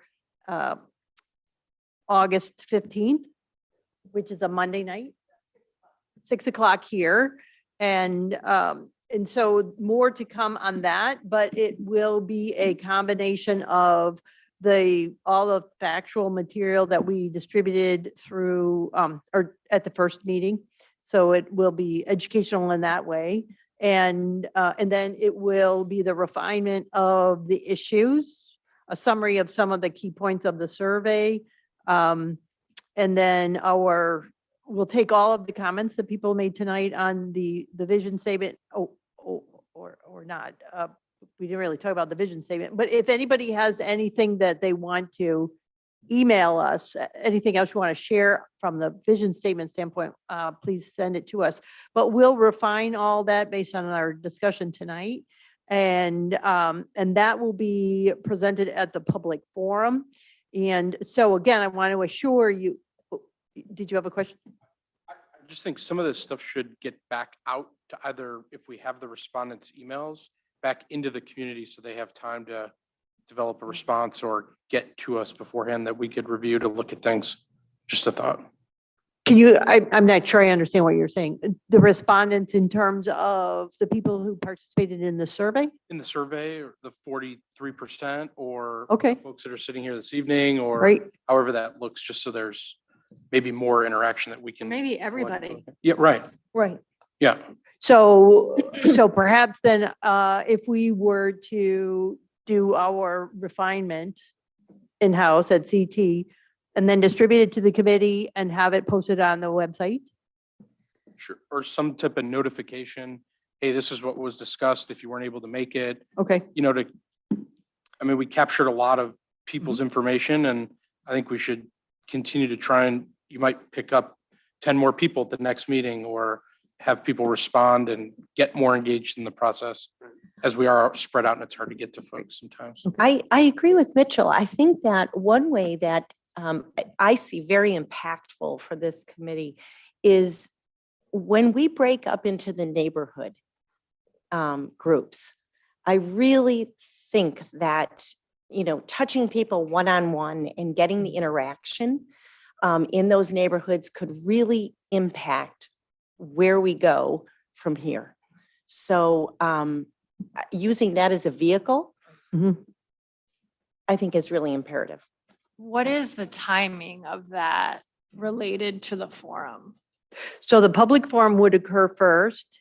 So that's, again, August 15th on Monday at 6. And then Sandra is working. It sounds like from what you're saying now that once again, you get the information back out to the advisory committee and you have a chance to respond, that we could certainly put that on the website, as we have been doing. There is a tab on the village website that's for the comprehensive plan. And maybe with our promotion of the town hall meeting, we reference that and have people go to look at that. So to your point, Shane, when they come here, they've got a little bit of background. Well, And not everybody will do that, but at least guide them to do that. I think we should be proactive in getting it to them, not having everyone come to the website personally. Well, we do have a number of email addresses that people gave. People did sign up, or they had that opportunity on the survey to enter their name or email address. So yes, we can definitely do that. I think that makes a lot of Send them sense. a summary. Yeah, okay. Well, in And terms to of the website timing, if they want anything additional. And in could terms of that, time, I'm wondering, shouldn't we be doing the neighborhood discussions first before the entire village public forum? Because that's a way to communicate to our neighbors and educate them as where we are in the process and what's going on. I think we'll get more substantive involvement at the public forum if we switch the timing. Also, I realize we're not France and everybody doesn't go out of town in August, but I'm wondering if August is a bad time and maybe we should have the public forum after Labor Day when people are not on vacation, people aren't worrying about getting their kids ready to go to school, that sort of thing. Yeah, that's a good, no, those are excellent points. And we did debate which direction to have the meetings, and as well, September. I guess the downside for September, early September, was people are back from vacations, but kids are in school and they're starting up with all of those activities. But then again, if the population is mostly over 55, we don't have to worry about that.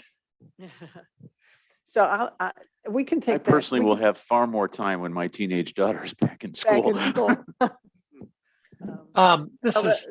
This is Chip. If I could add in, working with Sandra and Chris, the neighborhood meetings, we would very much like if as many of you on the advisory committee attended. Now we're trying to break this up. We're probably going to combine some neighborhoods so that we have either 5 or 6 actual neighborhood meetings. We're anticipating the possibility of having tables and maybe 10 around each table.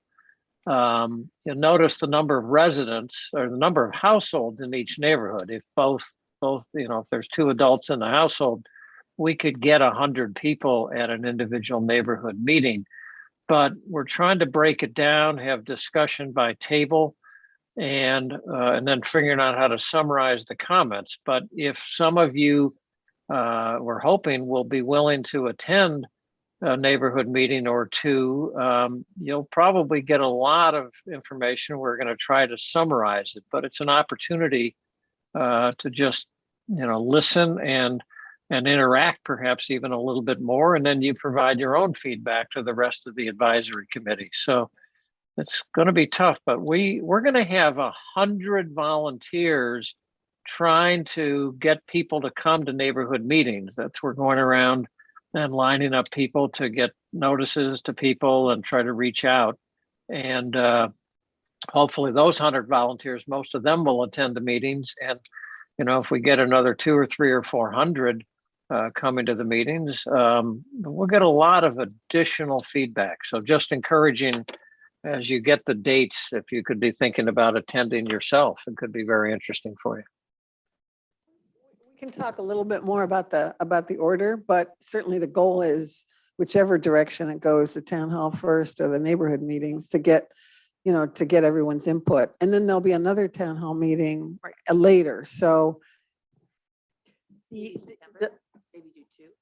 yeah, and the second one was going to be. Well, the second one scheduled would be later. a few months later. Yeah, a few months later.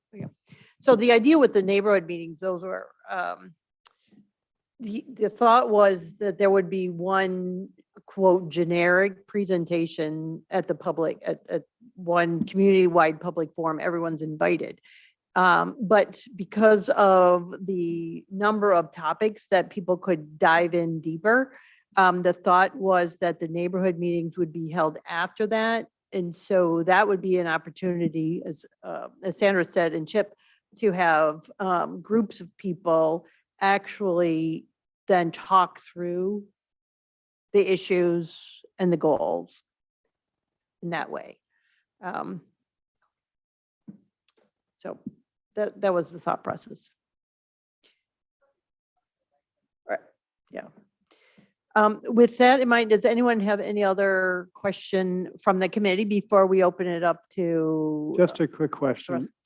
Will you send out copies of this presentation to the committee? Yes, we will do that. Great. Yes. I'm sorry. Yes, and our updates to the tweaking the goals. Yes. Okay. And then could you also, once you start setting the dates for all these, could you send those out to us so we have as much notice? Thanks. Great. Okay, then, so anyone in the audience who would like to ask a question? Yes, sir? If you can. Kelly and I live on Stoneham Road. We've been here, as she said, at our anniversary, 40 years coming up. That was a hint. Pardon me? That was really a verbal hint for you. Yeah. Well, we're a neighborhood. I think people would like to know that and send us cards now. Came across just in listening the last 2 hours that we talk a lot about taxes we pay. And I think it might be beneficial, Sandra, if you and Chip want to think about this. The village treasurer, who happens to be standing here, might be willing to try to explain to the advisory group a little bit about the taxes we pay and what those taxes do for us. I might even be able to get Dave Atten to help me do that over the next month or so. There's, everybody doesn't pay the same amount. And the real estate taxes that we pay, we talk about increasing the housing stock. That money that's paid in real estate taxes gets divided up, and the pie that we get is 20 cents on the dollar roughly. So increasing the housing stock doesn't necessarily mean we're going to get every tax dollar. Likewise, the levies that we have, Conservancy levy that just passed, or more importantly, the 3 general fund levies that we have, one of them coming up for renewal this fall, really provide us dollar for dollar money to the village.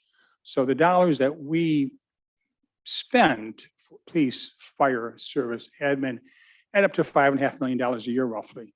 But that comes from 3 different sources. And it's important to probably know those sources so that at least this committee can realize that when you say the dollars we pay and what will we get and what will we pay for, you know where they're coming from. So Sandra, I'll leave that with you and Chip. If your agenda down the road has room for the topic, I'm happy about this and put it together for you. Good, perfect, thank you. And there may be a couple other issues that come up that perhaps a little bit of background information for the committee would be helpful in your deliberations, and maybe we can make that part of the next advisory committee meeting. So thank you, Steve. Good idea. Anyone else? Can you come to the microphone, please? Thank you. Hi, I'm Betsy. I've been here for over 50 years, therefore I'm not one of the individuals categorized in the younger category. At the outset of the meeting, I know, Chris, you presented the stats with regards to the percentage of residents that participated, and that was approximately 30%. And then there was discussion about perhaps reaching out to get additional people engaged in some manner. So a statement is, and it's rhetorical, why would we be reaching out to people who've shown they're not interested in the first place? I mean, let's be realistic. There have been signs up all over the village that I personally have seen. People aren't doing it, so why spin wheels? And that's rhetorical. But then the second question is not rhetorical. How much money is that going to cost us, the taxpayers, who are paying the bill for this comprehensive plan? I would like to know the answer to that question. Well, my answer to the question is that it is not in my contract to do another survey. So if there is a survey to be done, it would be something that the village would undertake, either as a separate contract with CT, and I don't have an answer on what the cost would be, but yeah, that would, at this time, not. So then it's probably safe to assume that it wouldn't happen. Is that correct? It would not happen under the process and Under the project. current contract? Under the current contract. Okay. Yep. And then this is just a comment. I've heard a lot of comments about developing the river or access to the river. I do not live on the river, but I do live near the river. And the truth of the matter is, in the event that I did live on the river, I would have purchased my home knowing that there's limited access to the river. And personally, regardless of whether I live on the river or not, I do enjoy my privacy. I hope each one of you will consider that if we open up access to the river, that could be invading a riverfront homeowner's privacy. I enjoy my privacy, and I hope you will respect theirs. That's all I have.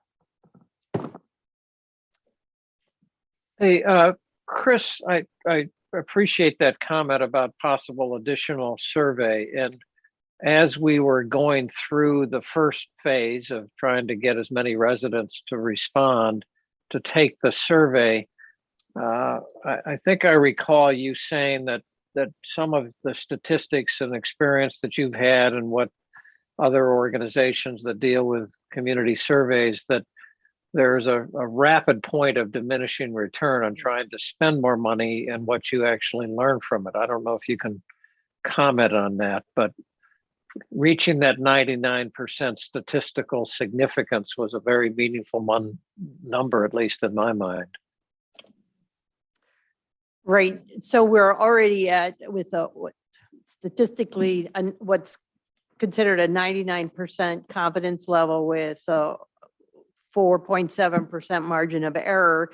And again, for the purpose of our process and project and decision making, it's an order of magnitude. And so as Chip was saying, is if we do another 100 or get another 100 or 200 responses, we might get a 99% confidence level with maybe a 3% margin of error. So it does have what is the law of diminishing return. So the cost goes up, but for what benefit? Yep. Can I? Go ahead. I'm going to go back to the first question I asked 2 hours ago, and that's, some people didn't participate in the survey because they feel that it wasn't worth their time because they're not heard. Mhm. And if we go along with, well, they didn't participate, so too bad for them, we could be missing an important element of what is wrong with this community that we should be addressing. Mhm. So if we just say, well, they didn't respond, they had their chance, too bad, I think we're going to not have necessarily the full outcome we would like as this advisory committee. And I think, Al, the neighborhood you live in is number 7. And that was the one that had, I think, the lowest of the 2 low. And I think that it's probably one of the densest areas of the village as well.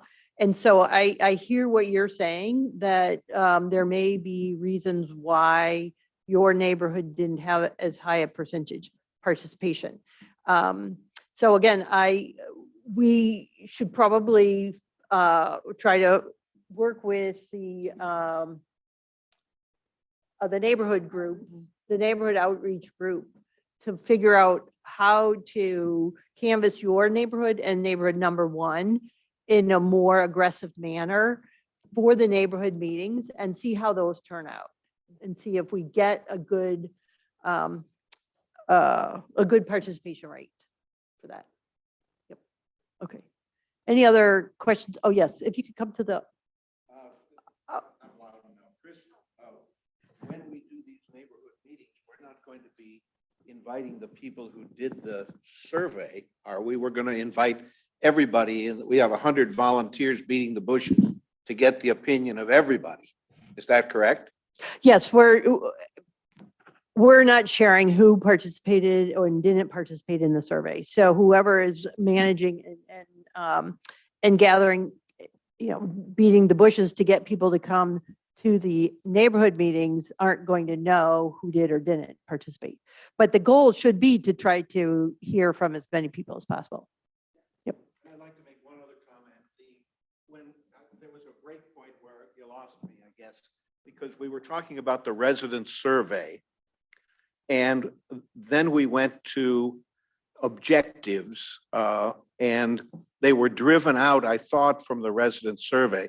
But I took the survey, and as I looked at that long list of things we should be thinking about, the issues, I can't imagine how they were all driven out of the survey. And I know that one of the tensions in this community is a belief that there's some group of people that has an input. And so I'd be interested in your response to that. When you put all those issues up there, were they driven out by the resident survey, or were they augmented by the interview process you went through with a select group? Yes. And I did actually mention that at the beginning, that this is a building process. So the issues that were presented tonight were expanded upon and refined from the first meeting. And the meeting number one, we had presented a list of issues, and that list came from the interviews and the outside perspectives presentation. So, yep. And then, so if you can. I just want to say that I haven't attended any of the other planning sessions, but I can, yes. My name is Susan Lapine, and I've lived in the village for 20 years, and I live on Hill Creek. And I've been very impressed with the tone of the conversation tonight. There are clearly issues that people disagree on, but I congratulate you on the way in which you've listened to each other and the way in which you're listening to the input from the community. One of the key issues, I think, as I've listened this evening, is always surrounding the word development. And I'm just wondering if there's another term we could use, because I think development has a connotation that is sometimes negative.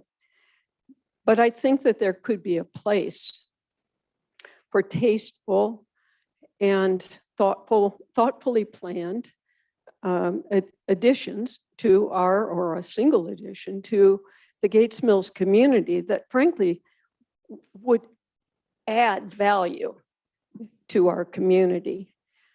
I'm familiar with a town in California called Rancho Santa Fe. I don't know whether any of you have ever been there, but it's similar to Gates Mills in the sense that people have very large lots and expensive homes, and it's very beautiful. But the village center in Rancho Santa Fe has housing that is a little bit closer together, and it works so well for people.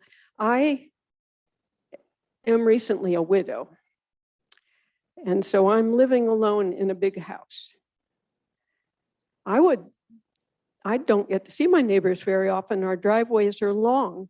It takes a long time to, catch each other, and everyone's sort of in a hurry. And I would say there are a lot of those over 65 age people, obviously the majority in Gates Mills, who might well appreciate having some, I'm talking about high quality, nice housing. Townhouses, they're not always awful. They can be really great and very attractive and very appropriate for a lot of our residents.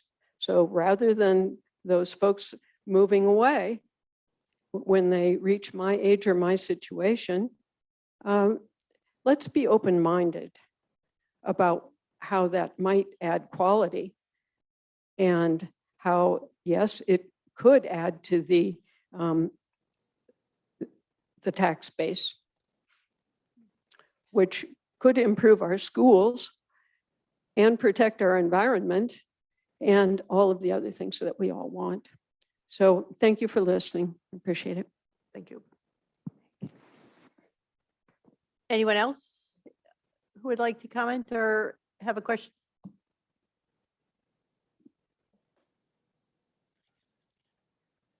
All right. Oh, yes. Yes. Echo what Susan just said, and I don't think we have to look to California to find instructive examples. I mean, I'm sorry, I'm Debbie Moss, and I live on Andrews Lane, and I've lived in the village for 33 years. And I just want to support what Susan said, because if we look even at Chagrin Falls, which admittedly is a larger community with a much denser, larger retail area, but they've incorporated some high quality multifamily cluster type homes locally, and they've done a good job of enhancing their community, maintaining the quality. And I think we just maybe are being a little too introspective. I think maybe we need to look beyond and see where other communities and communities right in our own backyard have been successful in maintaining the integrity and the quality and the character of their own communities, and how did they do it? And schools are a big issue, and Chagrin Falls has a good school system, and maybe there are ways to enhance Mayfield's school system. But I think we don't need to look to California or only introspectively. I think if we look around and see what other communities have done that's been successful, we might be able to learn a few things. Okay, great, thank you. Yes. Sorry, I promise I'll be quick since I know we're close to the end. My name is Sarah Carricker. I live on Colvin Road, right next to Gates Mill School. Actually, I'm their neighbor. I've been here under 2 years, so new resident. I think around the conversation of education, I just want to flag, especially an article that was just in NPR, that segregation is now being done in the way of separation. And so I think that's something that we as a very wealthy, very white community need to keep in mind when we're talking about schools.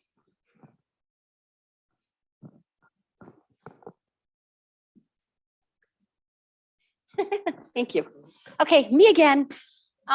You know, I think I need to say this. I've been here, like I said, for over 50 some years. I cherish this community. I cherish it because it is a safe community. Like it or not, we are surrounded by communities that are not safe. One of the reasons this community is safe is because there are there's a very limited commercial district. Commercial districts, dense housing brings in crime. Whether you want to admit it or not, that is the truth. I think each one of you deep down in your souls knows that. That's my comment.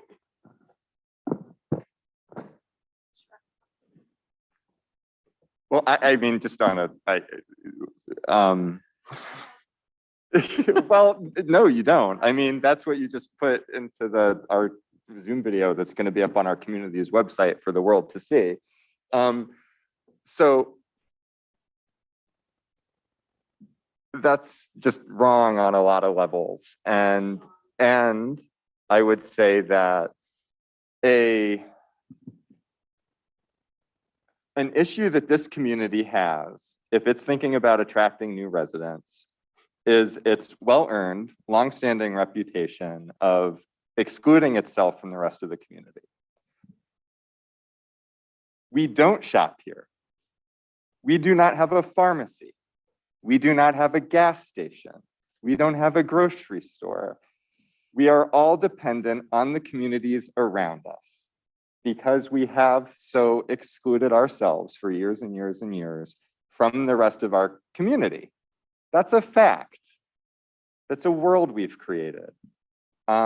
We make a lot of choices about that. We don't need to change all of that, but we do need to think about how this community relates to and is a good neighbor to the other people in this world, in Cuyahoga County, in the eastern portion of Cuyahoga County, in the Chagrin River Valley. We do need to think about that. And we make choices about all of this. If we're going to talk about the budget, let's talk about the budget. We make choices for our police department to have highly trained, armed people providing private security checks at no cost. Residents don't pay a fee for that. In any other community, that's a budgetary choice. So yeah, I think we should have the treasurer come and talk. If this is going to become a budget document, let's talk about it. But we should then talk about it. We shouldn't like pick these isolated parts of the discussion and pretend that those are the only choices the community is making with respect to these things. Now, I think that that this committee can decide to appropriately expand or focus this conversation, but we should keep in mind, to the extent that we care about how we're attracting residents to come buy homes here, do anything here, we should keep in mind how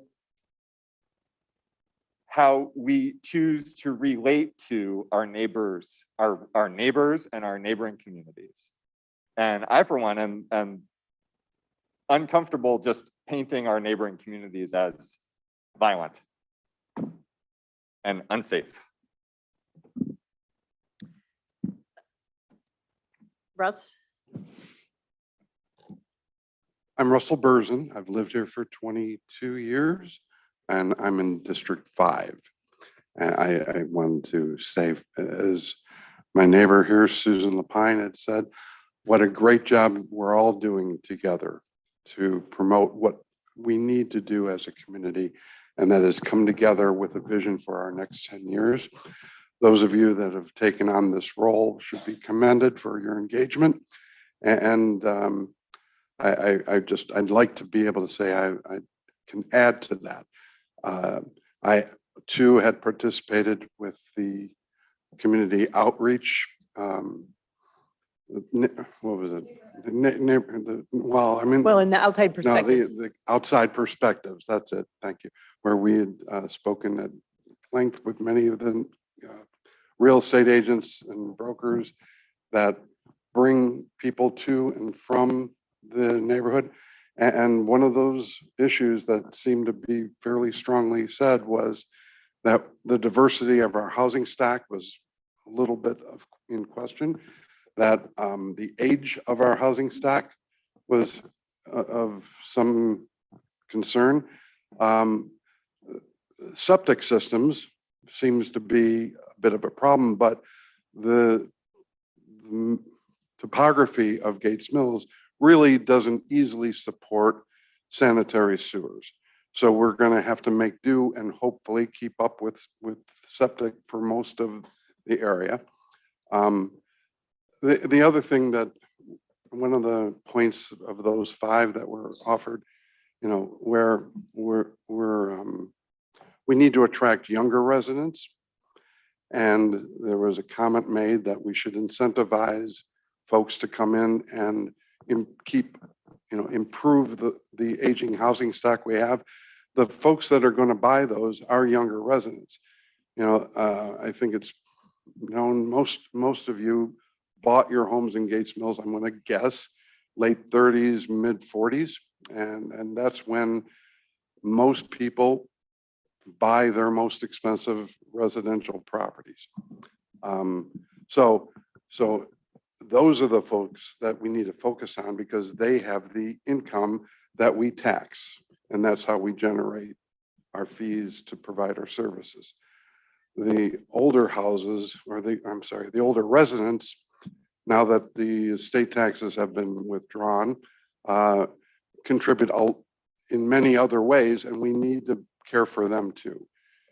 We should find a place or two within the village to provide the style of housing that Mrs. Lapine has mentioned, but not make it a widespread. We cannot be concerned that that style of housing is going to bring down the overall quality of residential life here, because I think it can only improve it if we're able to retain the residents that have been here for 30 and 40 years and not force them to leave. The commercialization of our village center is of some value, but I don't think we have the infrastructure in the village to really become commercialized to any great degree. We do have a lot of commercial areas around us that serve our needs. There's gas stations, there's hospitals, there's great schools right around us that we can all go to and bring our children to. So I'm hopeful that we can continue moving forward and develop a plan that will offer what our community needs over the next 10 years and include the people that are here in this room and look at how we're going to serve everybody equally and fairly and cost effectively. Thank you.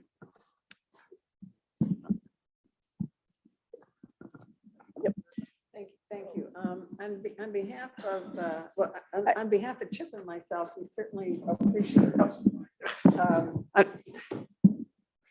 at the risk of cutting off discussion, unless there is any more comment, I just want to be sensitive to the time that everyone has put in here tonight from 6 p.m.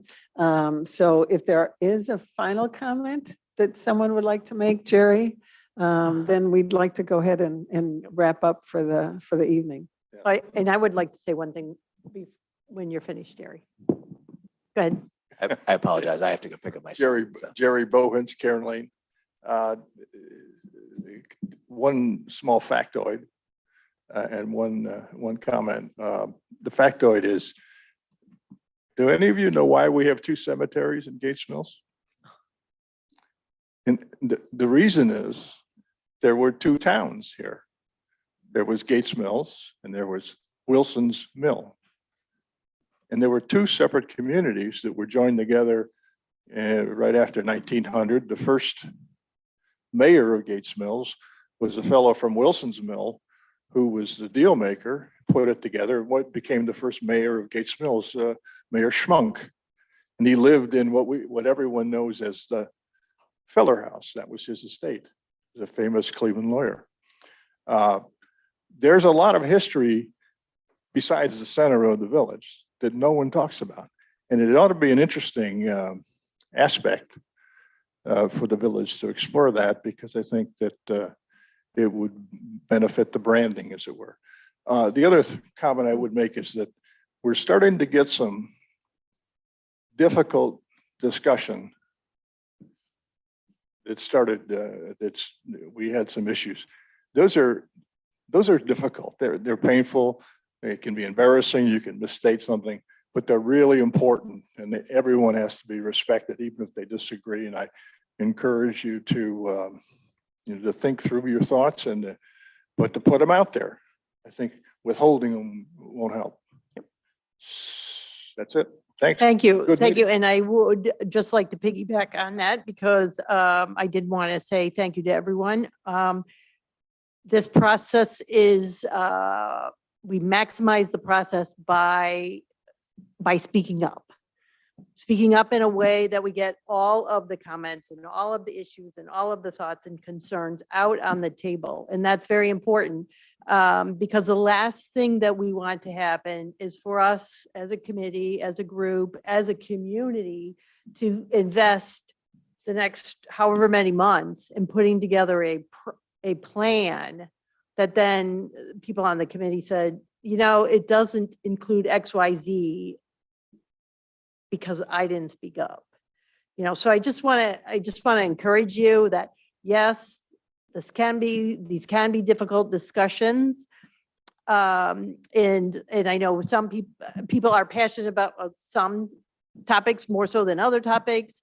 But I would encourage you to get it all out on the table and in a respectful manner. And I thank you for your time. I thank you for your willingness to participate. Look forward to seeing you again soon. We have the 15th of August, and we'll send out more information about that. Thank you.